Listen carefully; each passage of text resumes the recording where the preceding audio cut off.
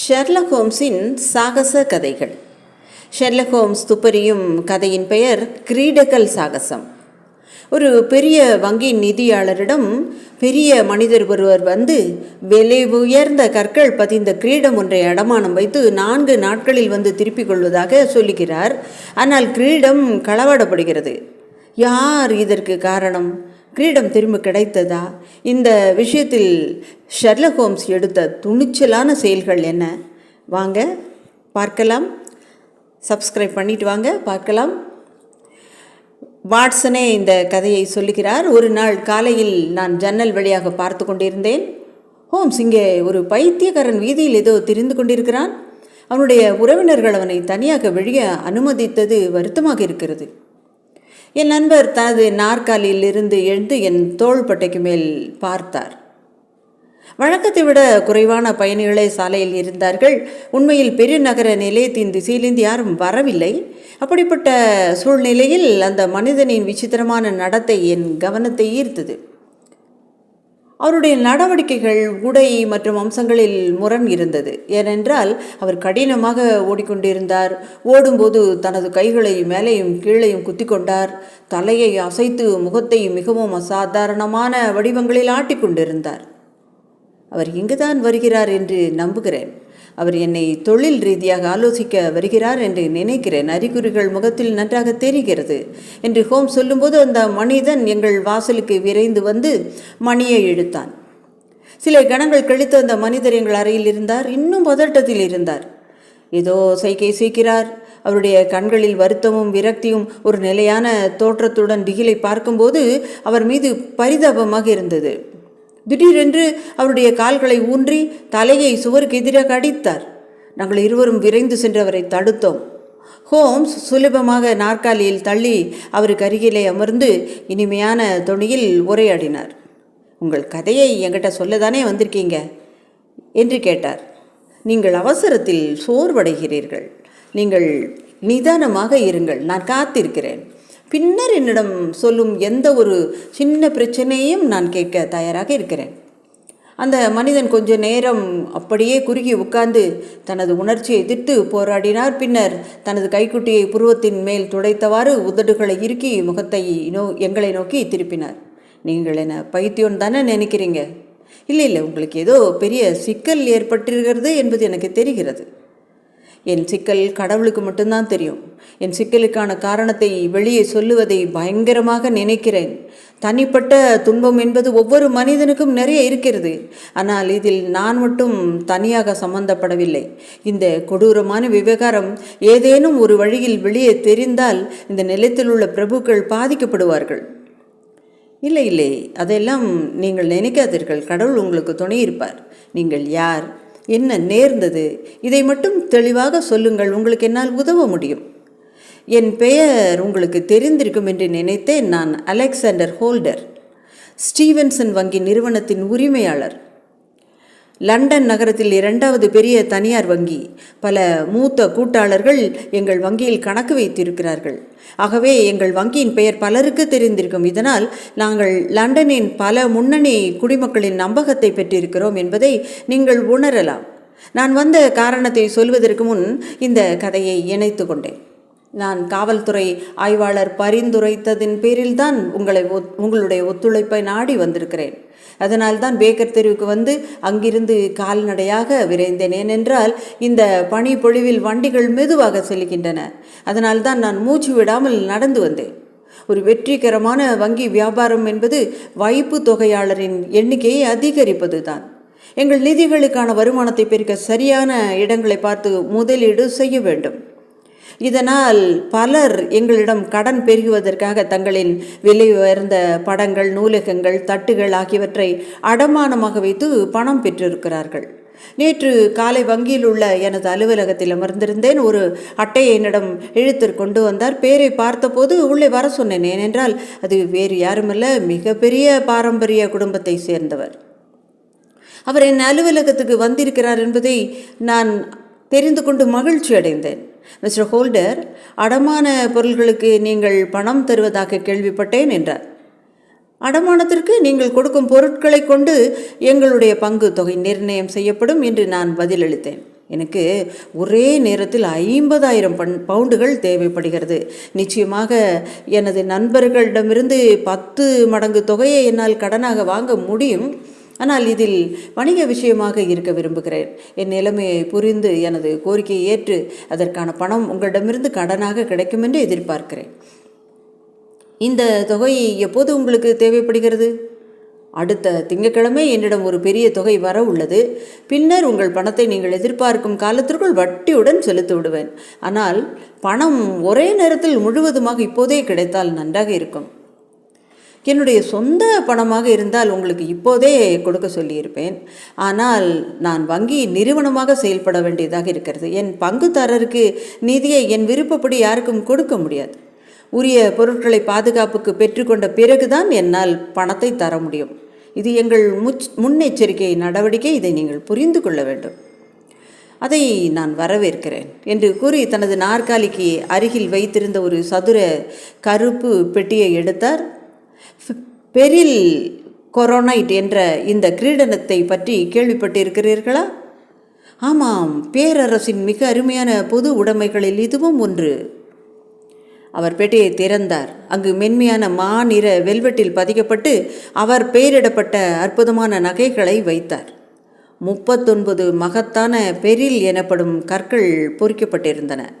மேலும் அதில் இருக்கும் தங்கத்தின் தரத்தை கணக்கிடவே முடியாது. இந்த கிரீடத்தின் மதிப்பை ஒப்பிட்டால் அவர் கடனாக கேட்கும் தொகை மிக மிக குறைவு. அவர் பெறவிருக்கும் கடனுக்காக அந்த கிரீடத்தை என் பாதுகாப்பில் விட தயாராக இருந்தார். நான் விலை மதிப்பற்ற பெட்டியை என் கைகளில் எடுத்து பார்த்தேன். அது மிகவும் விலையுயர்ந்த பொருள். என்ன பதில் சொல்வது என்ற குழப்பத்தில் இருந்தேன். அந்த மதிப்பை நீங்கள் சந்தேகிக்கிறீர்களா? இல்லவே இல்லை. ஆனால் இவ்வளவு விலையுயர்ந்த பொருளுக்கு இது எனக்கு சொந்தமானது. யாரும் உரிமை கோர முடியாது. 4 நாட்களில் என்னால் இதை மீட்டெடுக்க முடியும் என்று உறுதியாக சொல்லுகிறேன். நீங்கள் கொடுக்கவிருக்கும் தொகைக்கு அடமான பொருளாக இது போதுமானதா என்று மட்டும் சொல்லுங்கள். போதுமானது? திரிஹோல்டர், உங்கள் மீது வைத்திருக்கும் நம்பிக்கையின் சான்றை நான் உங்களுக்கு தருகிறேன். உங்களை பற்றி நான் கேள்விப்பட்ட அனைத்தையும் அடிப்படையாக கொண்டே நான் இங்கே வந்திருக்கிறேன்.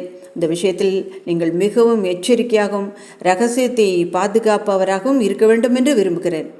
கிரீடத்தை மிகவும் பாதுகாப்பாக வைத்திருப்பது உங்களுடைய பொறுப்பு. இதில் சிறு சேதம் ஏற்பட்டாலோ அல்லது அதில் இருக்கும் கற்கள் தொலைந்தாலோ இந்த உலகில் பொருந்தக்கூடிய வேறு எந்த கற்களுமே இதற்கு மாற்று கிடையாது. இருப்பினும் நான் இதை உங்களின் பாதுகாப்பில் விடுகிறேன்.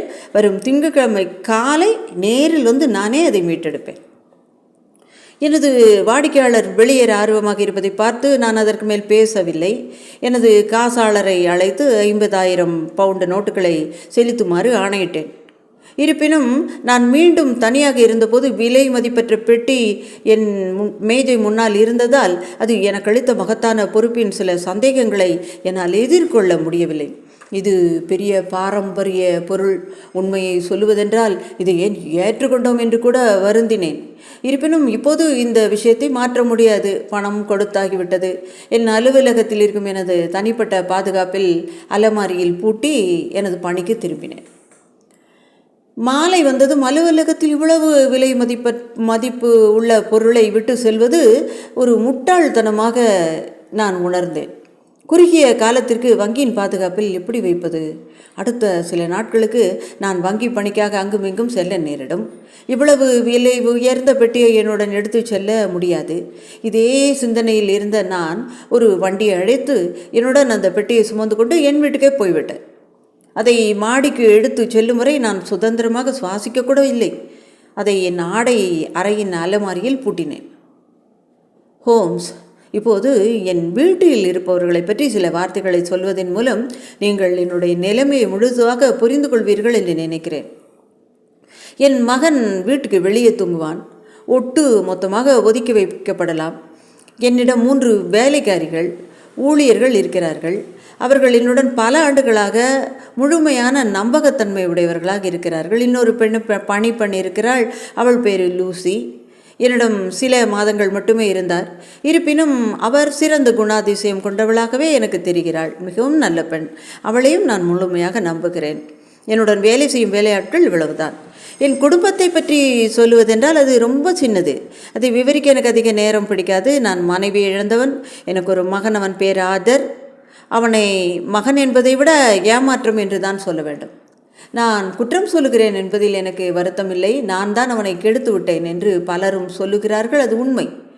என் அன்பு மனைவி இறந்தபோது நான் நேசிக்க வேண்டியது அவன்தான் என்று உணர்ந்தவனுக்கு நிறைய செல்லம் கொடுத்து கெடுத்து விட்டிருந்தேன். நிறைய கெட்ட பழக்கங்களை சேர்த்து கொண்டான். சீட்டு விளையாடி பணத்தை இழக்கத் தொடங்கினான். மீண்டும் என்னிடம் வந்து கடன்களை தீர்த்து கொள்வதற்காக பணத்தை பெற்றுக்கொள்வான். அவன் இந்த பழக்கத்திலிருந்து விலக முயற்சித்தாலும் ஜார்ஜ் என்பவனின் ஆதிக்கத்தால் எதையுமே விட முடியவில்லை. உண்மையில் ஜார்ஜ் போன்ற ஒருவனால் எப்படி என் மகன் மீது ஆதிக்கத்தை செலுத்த முடிகிறது என்று என்னால் நம்பவே முடியவில்லை. ஏனென்றால் அடிக்கடி என் மகனுடைய வீட்டிற்கு அழைத்து வருவான். அவனுடைய இந்த நடவடிக்கையை என்னால் எதிர்க்க முடியவில்லை. அவன் ஆதரை விட வயதானவன். விரல் நுனியில் பல விஷயங்களை வைத்திருப்பன். எல்லா இடங்களிலும் சுற்றியவன். பார்க்க புத்திசாலித்தனமான பேச்சாளர் போல இருப்பான். அழகாகவும் இருப்பான். ஆனால் அவன் நம்ப தகுந்தவன் இல்லை என்று என் உள் மனதுக்கு தோன்றியது.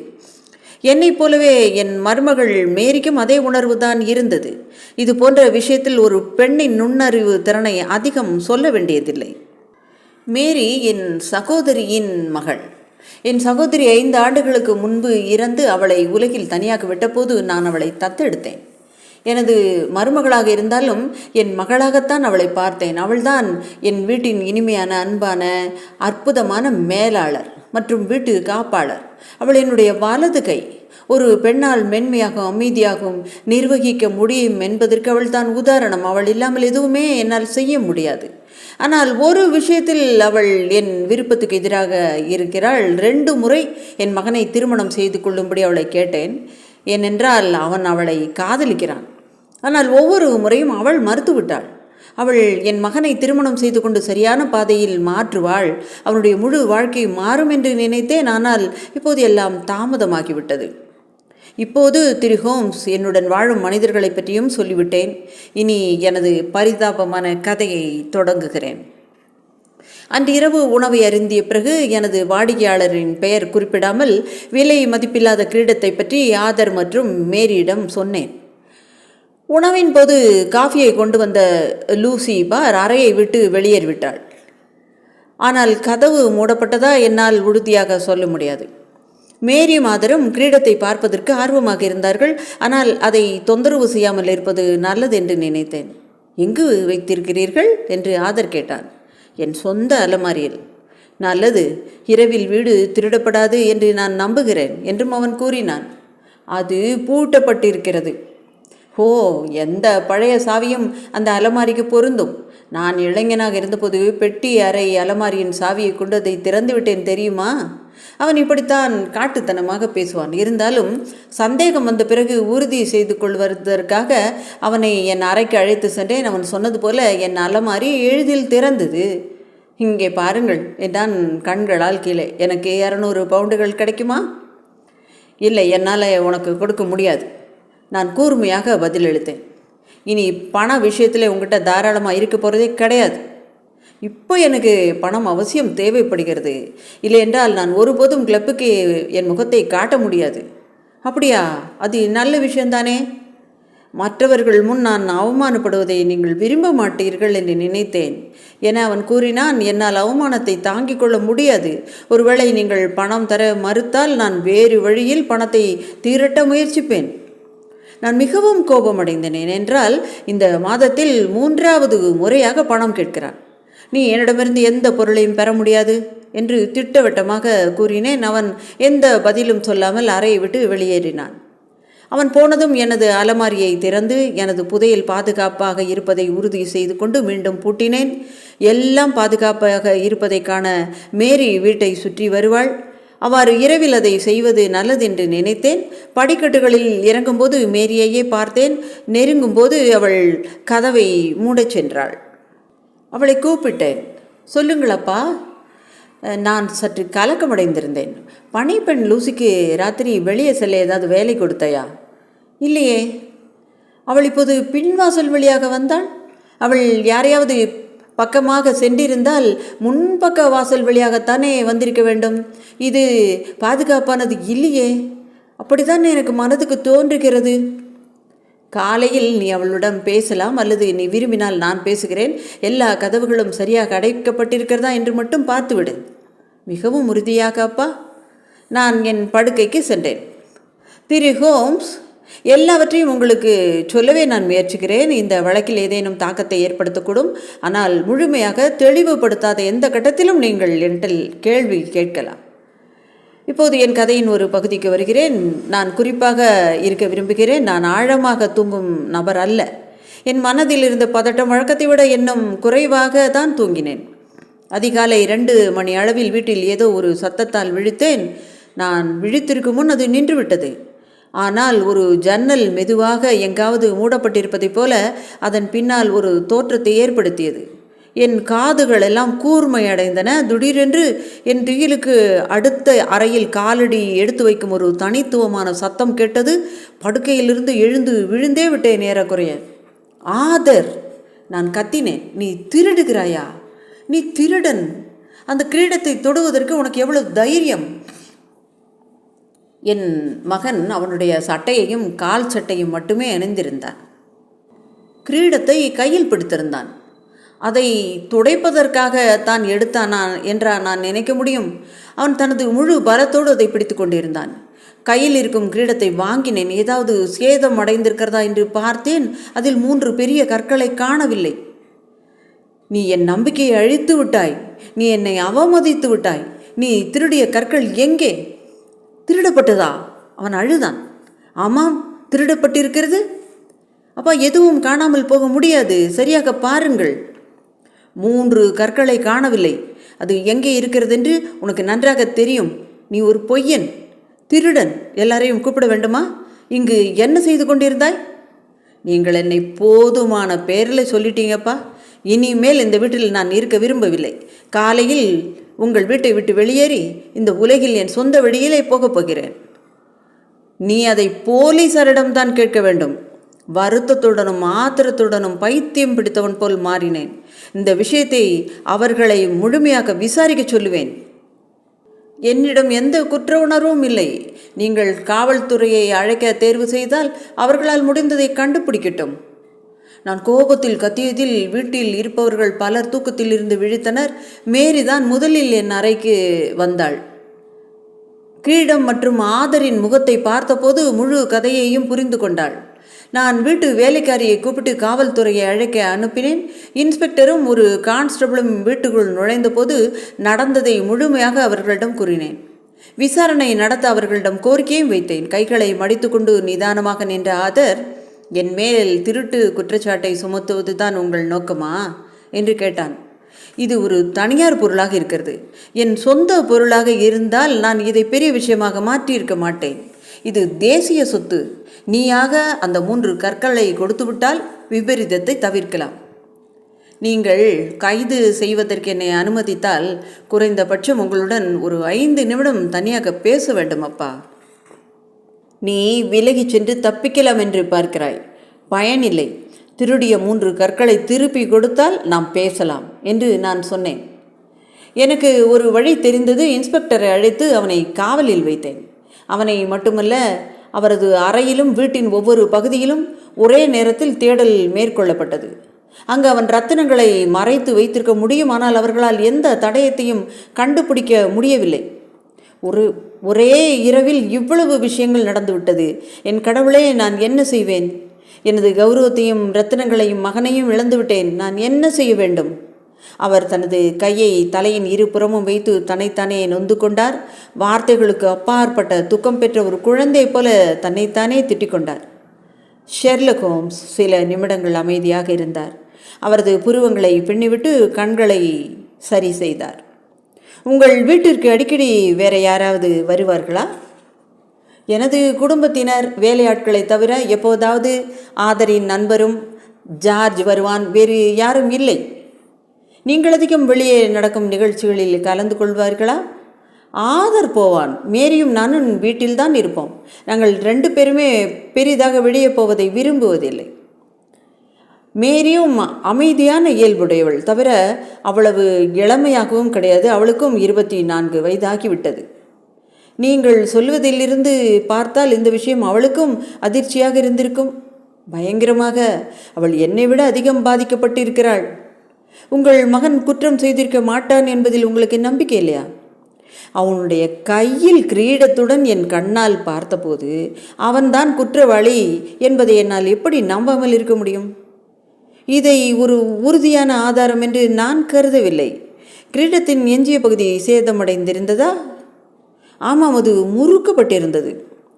அப்படியானால் அவர் அதை நேராக்க முயற்சித்திருக்கலாம் என்று ஏன் உங்களுக்கு தோன்றவில்லை? அவன் அங்கே என்ன செய்து கொண்டிருந்தான்? அவனுடைய நோக்கம் குற்றமற்றது என்றால் அவன் ஏன் அப்போதே சொல்லவில்லை? அவன் குற்றவாளி என்றால் தப்பிக்க ஏன் ஒரு பொய்யை கூட சொல்லவில்லை? நான் இதை செய்யவில்லை அப்படி என்று. 2 வகையில் பார்த்தாலும் அவர் மௌனமாக இருந்திருக்கிறார் என்று எனக்கு தோன்றுகிறது. வழக்கை பற்றி பல தனித்துவமான தகவல்கள் இருக்கிறது. உங்கள் தூக்கத்திலிருந்து உங்களை எழுப்பிய சத்தம் குறித்து காவல்துறை என்ன நினைத்தது? ஆதர் தனது படுக்கையறை கதவை இழந்ததால் இது ஏற்பட்டிருக்கக்கூடும் என்று அவர்கள் கருதினார்கள். சரி, ஒரு மனிதன் ஒரு வீட்டை எழுப்பும்படி கதவை தட்டுவது போல, அப்படியானால் இந்த ரத்தினங்கள் காணாமல் போனது குறித்து அவர்கள் என்ன சொன்னார்கள்? ரத்தினங்களை கண்டுபிடித்துவிட முடியும் என்ற நம்பிக்கையில் வீடு முழுவதும் ஆய்வு செய்தார்கள். சாதாரண ஆற்றலை அசாதாரண ஆற்றலை காட்டினார்கள். தோட்டம் முழுவதும் ஏற்கனவே மிக சிறப்பாக ஆய்வு செய்தார்கள். ஐயா, ஒன்று சொல்லுங்கள். நீங்கள் அல்லது காவல்துறையினர் முதலில் சிந்திக்க விரும்பியதை விட இந்த விஷயத்தில் மிகவும் ஆழமான ஒரு உண்மை மறைந்திருப்பது உங்களுக்கு தெரியவில்லையா? எனக்கு இது மிகவும் சிக்கலாக தோன்றுகிறது.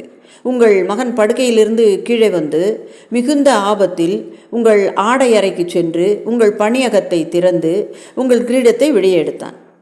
பிரதான சக்தியால் ஒரு சிறிய பகுதியை உடைத்து வேறு இடத்துக்கு சென்றான் என்று நினைக்கிறீர்கள்.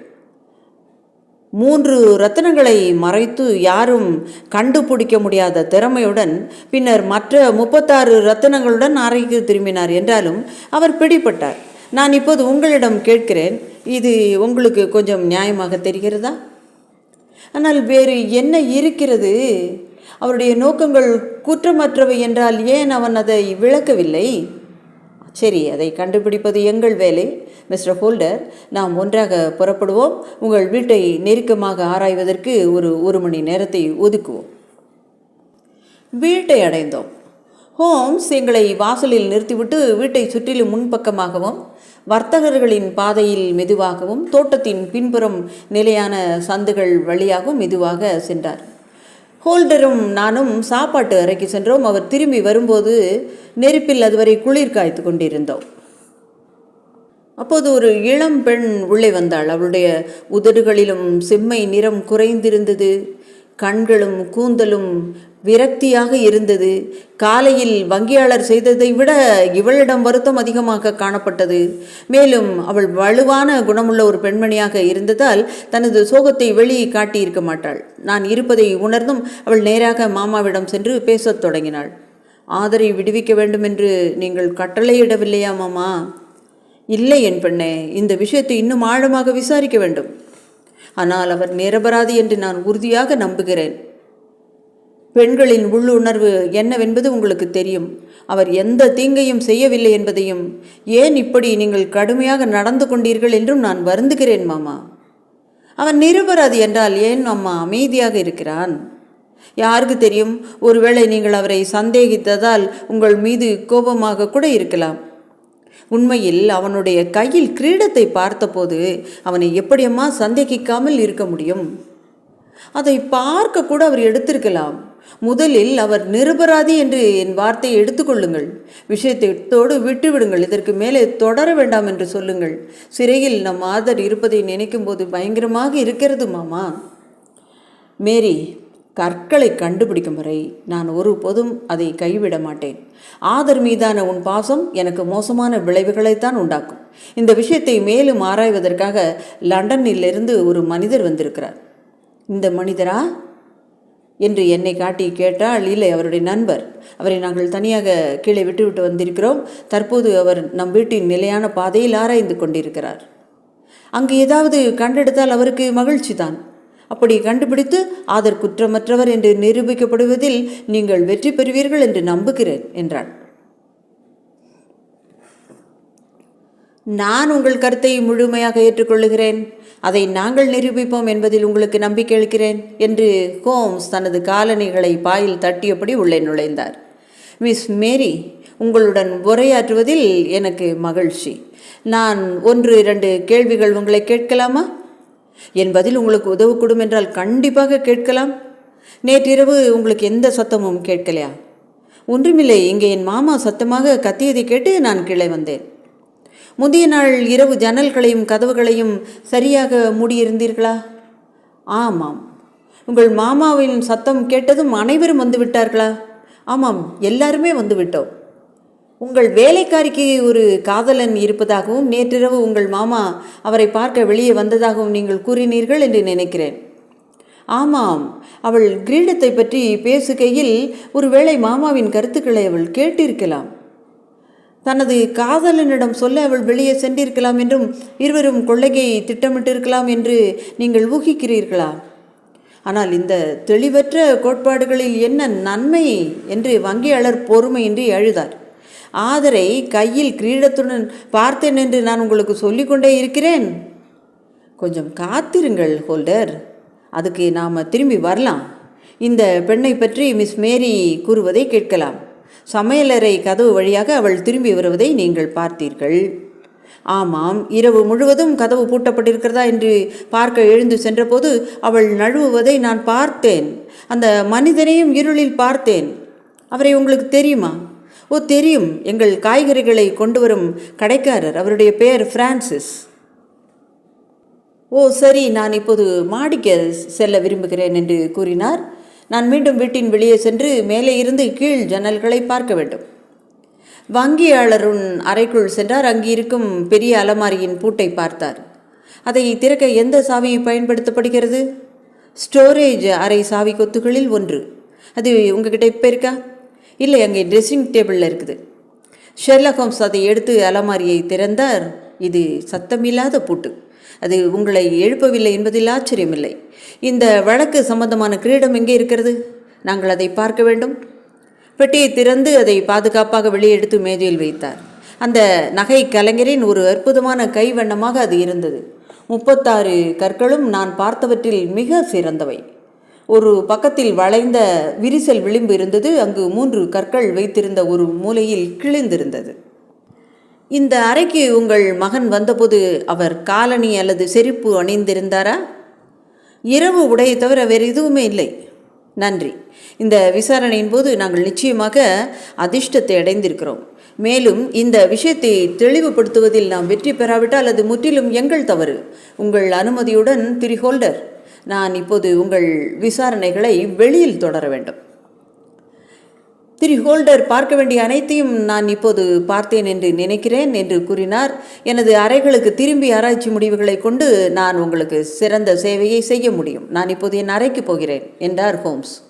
ஆனால் கற்கள் மிஸ்டர் ஹோம்ஸ், அவை எங்கே? அதை இப்போது என்னால் சொல்ல முடியாது. நான் என் வீட்டிற்கு போய்விட்டு நான் மாலையில் கண்டிப்பாக உங்களை வந்து சந்திப்பேன் என்று நினைக்கிறேன். எங்கள் அறையில் மீண்டும் நாங்கள் அடைந்த போது இன்னும் 3 கட ஆகவில்லை. அவர் தனது அறைக்கு விரைந்து போனார். சில நிமிடங்களில் மீண்டும் ஒரு பொதுவான வசதியற்ற மனிதனைப் போல உடை அணிந்திருந்தார். வாட்சன், நீங்கள் என்னுடன் வர வேண்டும் என்று விருப்பம்தான். ஆனால் அதில் ஏதாவது தவறு நேர்ந்து விடுமோ என்று அஞ்சுகிறேன். சில மணி நேரத்தில் நான் திரும்பி வரலாம் என்று நம்புகிறேன் என்று அந்த சாதாரண உடையுடன் வெளியே போனார். அவர் திரும்பி வந்தபோது என்னுடைய தேநீரை முடித்தேன். கொஞ்ச நேரத்திலே திரும்பி வந்தது எனக்கு ஆச்சரியமாக இருந்தது. அவரும் ஒரு கப் தேநீர் அருந்தினார். நான் மீண்டும் வெளியே செல்ல வேண்டும் என்றார். நான் இங்கு வந்தது இந்த பழைய அவமதிப்புக்குரிய ஆடைகளை கழற்றிவிட்டு என் மரியாதைக்குரிய சுய ஆடைக்கு திரும்ப வேண்டும். நான் நள்ளிரவு வரை அவருக்காக காத்திருந்தேன். ஆனால் அவர் திரும்பி வருவதற்கான அறிகுறியே இல்லை. அதனால் நான் என் அறைக்கு சென்று ஓய்வெடுத்தேன். இதே போல பல முறை இரவுகளில் விசாரணைக்காக வெளியே சென்று தாமதமாக வந்ததால் எனக்கு அது ஆச்சரியத்தை ஏற்படுத்தவில்லை. காலையில் உணவுக்கு வந்தபோது அங்கே அவர் ஒரு கையில் காஃபியும் மறுபுறம் காகிதமும் வைத்திருந்தார். அவர் எந்த நேரத்தில் வந்தார் என்று எனக்கு தெரியவில்லை. வாட்சன், நீங்கள் இல்லாமல் காஃபி அருந்த தொடங்கியதை மன்னிக்கவும். என் வாடிக்கையாளரை இன்று காலை வர சொல்லியிருந்தேன். அது உங்களுக்கு நினைவில் இருக்கும் என்று நினைக்கிறேன். ஆனால் மணி 9 தான் ஆகிறது என்று பதிலளித்தேன். வீட்டு காலிங் பெல் ஒலித்தது. அந்த நிதியாளர் தான். அவர் மிகவும் துயரத்துடன் பேசினார். இவ்வளவு கடுமையான துயரங்கள் என்னை சூழ நான் என்ன செய்தேன் என்றே எனக்கு தெரியவில்லை. 2 நாட்களுக்கு முன்புதான் உலகில் எந்த கவலையும் இல்லாமல் மகிழ்ச்சியாக இருந்தேன். இப்போது நான் ஒரு தனிமையான மற்றும் அவமதிக்கப்பட்ட மனிதனாக இருக்கிறேன். ஒரு துக்கம் இன்னொருவரின் குதிகால் மீது நெருங்கி வருகிறது. என் மருமகள் மேரி என்னை விட்டு விலகி சென்று விட்டாள். என்ன, உங்களை விட்டு சென்று விட்டாளா? அவளுடைய அறை காலியாக இருந்தது. ஹால் டேபிளில் ஒரு குறிப்பு எனக்காக இருந்தது. நான் நேற்று இரவு அவளிடம் ஒரு கோபத்தில் இல்லை, ஒரு துக்கத்தில்தான் என் பையனை மணந்திருந்தால் அனைவரும் அவனுடன் நன்றாக இருந்திருக்கலாம் என்று சொன்னேன். ஒருவேளை அப்படி சொல்வது என்னை பற்றி சிந்திக்காமல் இருந்திருக்கலாம். அந்த குறிப்பில் அவர் இப்படி குறிப்பிடுகிறார்: என் அன்பான மாமா, நான் தான் இந்த சிக்கலை உங்களுக்கு கொண்டு வந்தேன். வித்தியாசமாக செயல்பட்டிருந்தால் இந்த பயங்கரமான துரதிர்ஷ்டம் ஒருபோதும் ஏற்பட்டிருக்காது. இந்த எண்ணத்தை என் மனதில் வைத்துக்கொண்டு மீண்டும் உங்கள் வீட்டுக்குள் மகிழ்ச்சியாக இருக்க முடியாது. நான் உங்களை விட்டு செல்வது நல்லது என்று நினைக்கிறேன். என் எதிர்காலத்தை பற்றி கவலைப்பட வேண்டாம். எல்லாவற்றிற்கும் மேலாக என்னை தேடாதீர்கள். வாழ்க்கையிலோ அல்லது மரணத்திலோ நான் எப்போதும் உங்களை நேசிக்கும் மகளாகவே இருப்பேன் என்று சொன்னார். இந்த குறிப்புக்கு என்ன அர்த்தம் மிஸ்டர் ஹோம்ஸ்?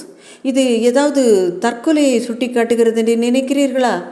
இல்லை இல்லை, அப்படி எதுவும் இல்லை. இது ஒருவேளை ஒரு சிறந்த தீர்வாக கூட இருக்கும் மிஸ்டர் ஹோல்டர். உங்கள் கஷ்டங்களின் முடிவை நீங்கள் நெருங்குகிறீர்கள் என்று நான் நம்புகிறேன். அப்படியா சொல்லுகிறீர்கள்? நீங்கள் ஏதாவது கேள்விப்பட்டீர்களா அல்லது கற்களை ஏதாவது கண்டுபிடித்து விட்டீர்களா? சரி, ஒவ்வொரு ரத்தனத்திற்கும் 1000 பவுண்டு என்றால் அதிகமான தொகை என்று நீங்கள் நினைக்க மாட்டீர்களே? ஐயோ, நான் அதற்கு 10,000 பவுண்டு கொடுக்க தயாராக இருக்கிறேன். அது தேவையற்றது. 3000 பவுண்டு இந்த விஷயத்துக்கு போதும். ஒரு சிறிய வெகுமதி உள்ளது, அது எனக்கானது. உங்கள் காசோலை புத்தகம் உங்களிடம் இருக்கிறதா? இங்கே ஒரு பேனா இருக்கிறது. ஒரு 4000 பவுண்டுகளுக்கு எழுதுங்கள் என்றார். திகை பூட்டப்பட்ட முகத்துடன் வங்கியாளர் ஹோம்ஸ் கேட்டபடி காசோலைக்கு கையெழுத்திட்டார். ஹோம்ஸ் தனது மேஜைக்கு நடந்து சென்று அதில் 3 ரத்தினங்கள் கொண்ட ஒரு சிறிய முக்கோண தங்க துண்டை எடுத்து அந்த மேஜையின் மீது வைத்தார். மகிழ்ச்சியின் கூச்சலுடன் ஹோல்டர் அதை பிடித்தார். உங்களிடம் உள்ளதா? அவர் மூச்சு திணறினார். நான் காப்பாற்றப்பட்டேன் என்றார். எந்த அளவுக்கு நேற்று வருத்தத்தோடு வந்தாரோ அதே அளவுக்கு மேல் மகிழ்ச்சியின் எதிர் விளைவுகளை செய்தார். மேலும் மீட்கப்பட்ட ரத்தினங்களை தனது மார்பில் எடுத்து வைத்து கொண்டார். மிஸ்டர் ஹோல்டர், நீங்கள் இன்னொரு கடனையும் தீர்க்க வேண்டியிருக்கிறது என்று கடுமையாக சொன்னார். நிச்சயமாக. இன்னும் எவ்வளவு தொகை வேண்டும்? உடனே அதை நான் செலுத்துகிறேன் என்று பேனாவை பிடித்தார். இல்லை இல்லை, இது எனக்கான கடன் இல்லை. அந்த உன்னதமான பையனிடம் நீங்கள் மிகவும் தாழ்மையாக கேட்க வேண்டிய மன்னிப்பு கடன். இந்த விஷயத்தில் உங்கள் மகன் மொத்த பழியையும் தன் மீது சுமத்தி கொண்டார். உங்கள் மகனை நினைக்கும் போது எனக்கு பெருமையாக இருக்கிறது. அப்படியானால் அவற்றை எடுத்து சென்றது ஆதர் இல்லையா? நேற்றே உங்களிடம் சொன்னேனே, இன்று மீண்டும் சொல்லுகிறேன், உங்கள் மகன் இதை செய்யவில்லை. நடந்த உண்மை எல்லாமே அவனுக்கு தெரியும். அதை எல்லாம் நான் அழித்து விட்ட போது அவருடன் ஒரு நேர்காணல் செய்தேன். என்னிடம் எதையும் சொல்ல மாட்டார் என்பதை உணர்ந்த நான் கண்டிப்பிடித்ததை அவரிடம் சொன்னேன். அதில் நான் சொல்வது சரி என்று ஒப்புக்கொண்டார். நான் எப்படி சொல்வேன், எப்படி நம்ப வைப்பேன் என்று எனக்கு தெரியவில்லை. முதலில் நான் சொல்லுவதும் நீங்கள் கேட்பதும் கடினம் என்று உங்களுக்கு சொல்லுகிறேன். ஜார்ஜ், உங்கள் மருமகள் மேரிக்கும் ஜார்ஜுக்கும் இடையே காதல் இருந்திருக்கிறது.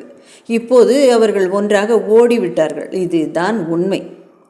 என்ன, என் மேரியா? சாத்தியமற்றது. ஆனாலும் முற்றிலும் அதுதான் உண்மை. ஜார்ஜ் என்ற மனிதனை உங்கள் குடும்ப வட்டத்தில் அனுமதித்த போது அவருக்கோ அல்லது உங்கள் மகனுக்கோ உண்மையான தன்மை தெரியாது.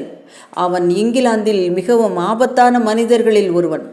பாழடைந்த சூதாட்டக்காரன், முற்றிலும் அவநம்பிக்கையான வில்லன், இதயம் அல்லது மனசாட்சியே இல்லாத மனிதன். உங்கள் மருமகளுக்கு அத்தகைய ஆண்களை பற்றி எதுவும் தெரிந்திருக்கவில்லை. அன்றிரவு உங்கள் வீட்டில் என்ன நடந்தது என்பதை உங்களுக்கு சொல்லுகிறேன். உங்கள் மருமகள் நீங்கள் நினைத்தபடி அவள் அறைக்கு சென்று கீழே நழுவி ஜன்னல் வழியாக தன் காதலுடன் பேசினாள். அது நிலையான சந்துக்குள் செல்லுகிறது. அவரது அடிச்சுவடுகள் பணியின் வழியே அழுத்தியது. இவ்வளவு நேரம் அவர் அங்கே நின்றிருந்தார். ஜார்ஜுக்கு அந்த கிரீடத்தை பற்றிய முழு தகவலையும் சொன்னாள். அவன் அவளை தன் விருப்பத்துக்கு வளைத்து கொண்டான். அவள் உங்கள் மீது மரியாதை கொண்டிருப்பதில் எந்த சந்தேகமும் இல்லை. ஆனால் ஒரு காதலனின் அன்பு மற்ற எல்லா அன்பையும் அணைக்கும் பெண்கள் இருக்கிறார்கள். அதில் ஒருவராக அவள் இருந்திருக்க வேண்டும் என்று நினைக்கிறேன். உங்கள் பையன் ஆர்தர் உங்களுடன் பேசிய பிறகு படுக்கைக்கு சென்றான். ஆனால் அவன் தனது கிளப் கடன்களை பற்றியே சிந்தித்து கொண்டிருந்ததால் சரியாக தூங்கவில்லை. நள்ளிரவில் மென்மையான கதவு திறக்கும் சத்தத்தை கேட்டு வெளியே வந்து பார்த்தபோது மேரி உங்கள் அறைக்குள் போகும் வரை பார்த்தான். உங்கள் மருமகள் மிகவும் திருட்டுத்தனமாக நடந்து செல்வதைக் கண்டு ஆச்சரியப்பட்டான். ஆச்சரியத்துடன் பீதியடைந்த அவன் இந்த விசித்திரமான விவகாரத்தில் என்ன நேரும் என்று பார்க்க இருட்டில் அங்கே காத்திருந்தான். அப்போது அவள் மீண்டும் வெளிப்பட்டாள். விளக்கின் வெளிச்சத்தில் விலை மதிப்பற்ற கிரீடத்தை தன் கைகளில் அவள் சுமந்து செல்வதை கண்டான். அவள் மாடி படிகளில் இறங்கினாள். அவன் திகிலுடன் சிலிர்த்து ஓடி வந்து உங்கள் கதவுக்கு அருகில் உள்ள திரைக்கு பின்னால் ஒளிந்திருந்தான். கீழே இருந்த மண்டபத்தில் என்ன நடந்ததென்பதை அவனால் காண முடிந்தது. அவள் திருட்டுத்தனமாக ஜன்னலை திறந்து இருளில் இருந்த ஒருவரிடம் அந்த கிரீடத்தை கொடுப்பதை பார்த்தான். பின்னர் அதை மீண்டும் ஒரு முறை அவசரமாக தனது அறையை மூடிவிட்டு திரைக்கு பின்னால் மறைந்திருந்த இடத்துக்கு மிக அருகில் சென்றான். அவர் நேசித்த பெண்ணின் பயங்கரமான வெளிப்பாட்டை பார்த்ததில் எந்த நடவடிக்கையும் எடுக்க முடியாமல் நின்றான். ஆனால் அவள் போய்விட்டால் அது உங்களுக்கு ஒரு துரதிர்ஷ்டமான சம்பவமாக அமைந்துவிடும் என்பதையும் உணர்ந்திருந்தார். அவர் கீழே இருந்தபடி தனது வெறும் கால்களில் ஜன்னலை திறந்து பனியில் வெளியேறி சந்து வழியாக ஓடினார். அங்கு நீல ஒளியில் ஒரு இருண்ட உருவத்தை காண முடிந்தது. அது ஜார்ஜ். அவன் தப்பிக்க முயல ஆதர் அவரை பிடித்தார். அவர்களுக்கிடையே ஒரு சின்ன சண்டை கூட வந்தது. உங்கள் மகன் கிரீடத்தின் ஒரு பக்கத்தில் இழுத்து செல்ல மறுபுறம் ஜார்ஜ் சண்டையில் உங்கள் மகன் ஜார்ஜை தாக்கி கண்ணுக்கு மேல் ஒரு வெட்டி இருக்கிறார். பின்னர் திடீரென்று ஏதோ நொறுங்கியது.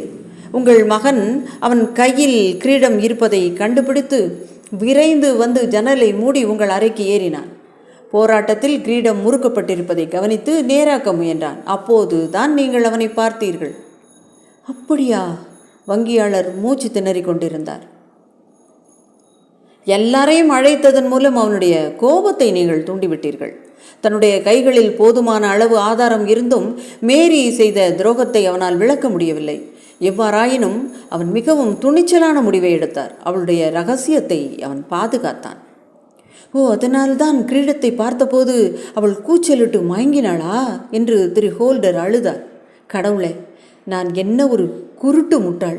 5 நிமிடம் என்னை வெளியே செல்ல அனுமதிக்க வேண்டும் என்று கேட்டானே. போராட்டத்தின் போது ஒருவேளை காணாமல் போன இடத்தில் கற்கள் இருக்கிறதா என்பதை தேடத்தான் அவன் நினைத்திருக்கிறான்.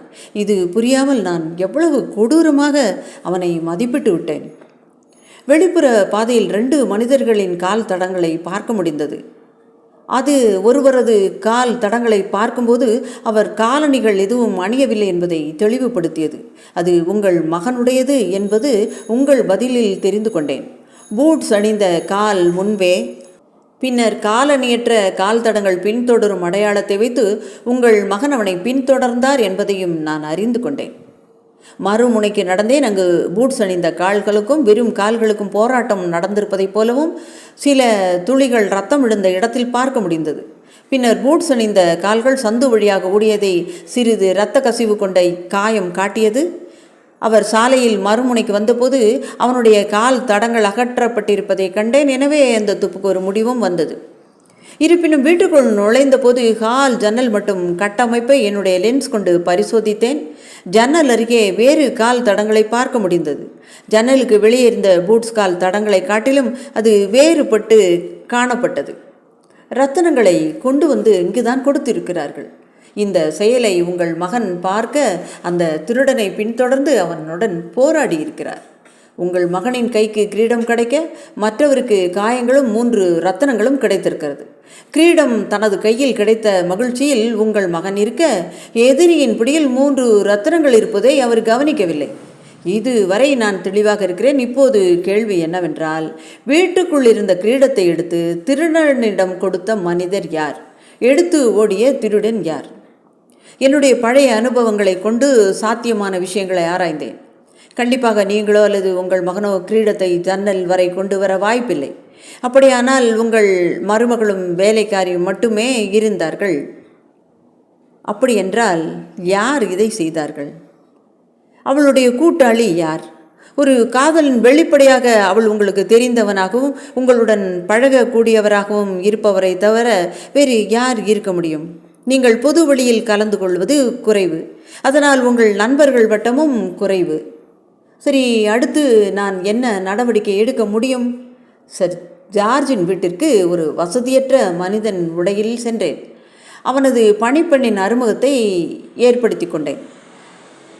6 ஷில்லிங் கொடுத்து முந்தைய நாள் இரவு எஜமானர் எப்படி வீட்டுக்கு வந்தார் என்பதையும் அவனது காலனி அளவையும் எடுத்துக்கொண்டேன். நான் சேகரித்த தகவலை கொண்டு அவை சரியாக இருந்தது. உங்கள் வீட்டு வெளிப்பாதையில் நேற்று மாலை பாதையில் ஒரு மோசமான உடையணிந்த மனிதனை கண்டேன் என்றார் ஹோல்டர். அது நான் தான்.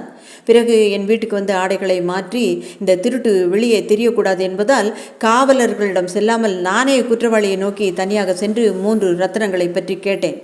முதலில் அவன் எல்லாவற்றையும் மறுத்தான். அவனை தாக்கி உண்மையை கேட்டேன். அவன் தப்பித்து தனது உயிரை காக்க ஆயுதம் எடுக்க முயற்சி செய்தான்.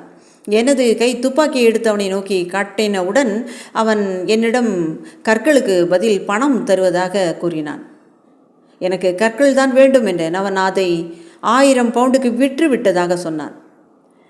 சரி, நான் அவனுக்கு இன்னும் 1000 பவுண்டு தருகிறேன் என்று சொன்னேன். அது வழக்கும் வராமல் பார்த்து கொள்வதாக உறுதியளித்தேன். 3 ரத்தினங்களையும் அவன் விற்றதை அந்த முகவரியை வாங்கி கொண்டு விரைவாக சென்றேன். அதிக சிரமத்துக்கு பிறகு கற்கள் ஒவ்வொன்றுக்கும் 1000 பவுண்டு என்று கொடுத்து அந்த கற்களை பெற்றேன். பின்னர் நான் உங்கள் மகனை பார்த்து எல்லாம் சரியாகிவிடும் என்று சொன்னேன். இறுதியில் 2 மணி அளவில் என் படுக்கைக்கு வந்தேன். கடுமையான ஒரு நாள் வேலை முடிந்த அலுப்பில் நன்றாக உறங்கினேன் என்று கதையை முடித்தார். ஒரு பெரிய திருட்டின் செய்தியிலிருந்து இங்கிலாந்தை காப்பாற்றிய ஒரு நாள் என்று வங்கியாளர் உற்சாகமாக கூறினார். ஐயா, நன்றி சொல்ல வார்த்தையே இல்லை. ஆனால் நீங்கள் செய்ததற்கு நாங்கள் நன்றியோடு இருக்க வேண்டும். உங்கள் திறமையை பற்றி நான் கேள்விப்பட்ட அனைத்தையும் இது தாண்டிவிட்டது. இப்போது நான் செய்த தவறுக்காக என் மகனிடம் மன்னிப்பு கேட்க சொல்ல வேண்டும். என் மேரியை பற்றி நீங்கள் என்னிடம் கூறுகிறீர்கள் என்றால் அவளை மன்னித்து மீண்டும் என் மகளாக ஏற்றுக்கொள்வேன். அவள் இப்போது எங்கே இருக்கிறாள் என்று உங்கள் திறமையால் கண்டுபிடித்து கொடுக்க முடியுமா? அவள் செய்த பாவங்களுக்கு அவள் அந்த மோசமான ஜார்ஜ் கூட இருப்பதே தண்டனையை விட அவளுக்கு அதிகமாக இருக்கும். அவளை நீங்கள் தேட வேண்டாம். கதை நிறைந்தது. லைக் பண்ணுங்கள், உங்கள் ஃப்ரெண்ட்ஸுக்கும் ஷேர் பண்ணுங்கள். ராஜி ஸ்டோரிஸிலிருந்து உங்கள் நான். நன்றி.